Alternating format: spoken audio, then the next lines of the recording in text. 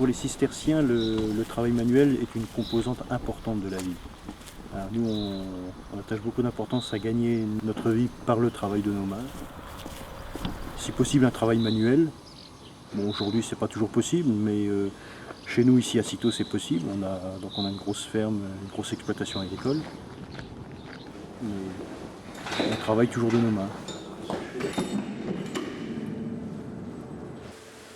Je crois que je suis plus spontanément orienté vers une rencontre avec Dieu à travers le texte sacré plutôt que dans la prière silencieuse. Dieu est radicalement pauvre finalement. Donc toute sa richesse, c'est son être. Vous voyez? Donc on est aussi invité à méditer là-dessus. Et quand on vit une vie d'extrême pauvreté, de dépouillement, sans aller jusqu'à la misère, mais en fait on développe son être.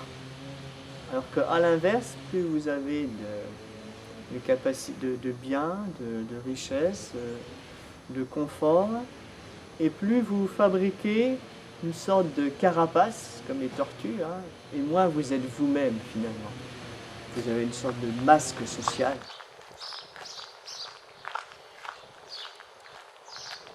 Je pense à Saint Maximilien Kolbe,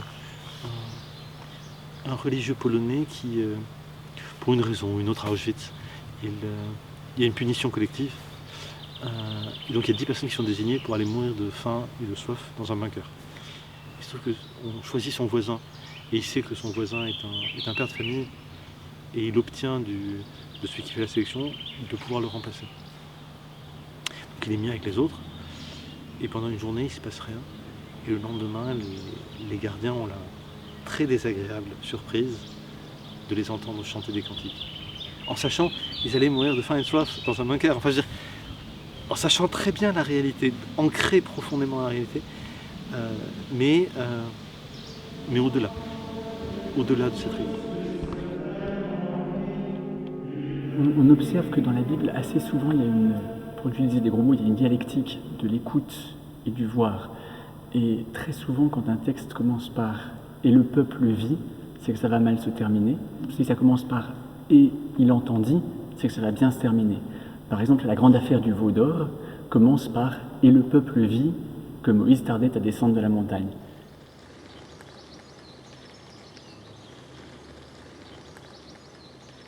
Un jour, quelqu'un est venu au monastère, nous a fait une conférence qui portait sur l'homme. Son titre de conférence était « L'homme existe-t-il ?» Point d'interrogation, comme question. Et à ce moment-là, j'ai pris conscience que l'homme, je ne savais pas ce que c'était.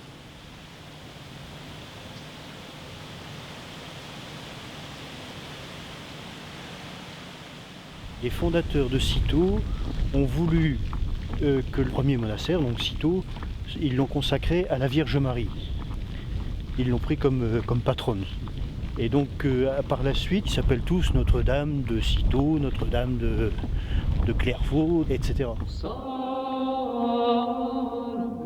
Salve Regina, il a été décidé par l'abbé de Cîteaux en 1193 que toutes les communautés de l'ordre le chanteraient donc le soir accompli.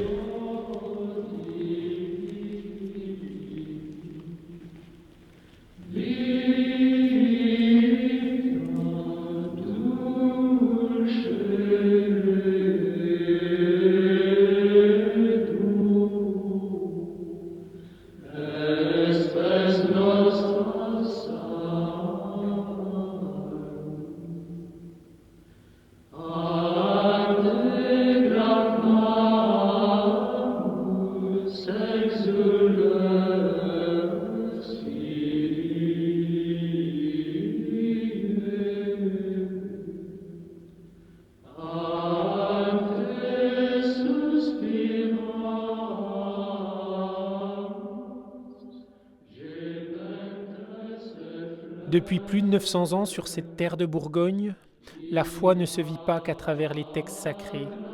Elle se vit aussi avec le corps et le cœur. Au contact de ces hommes, j'ai découvert les vertus du travail manuel. J'ai touché des silences riches d'enseignements. Et j'ai appris un peu plus sur moi-même. Et vous, qu'apprendrez-vous ?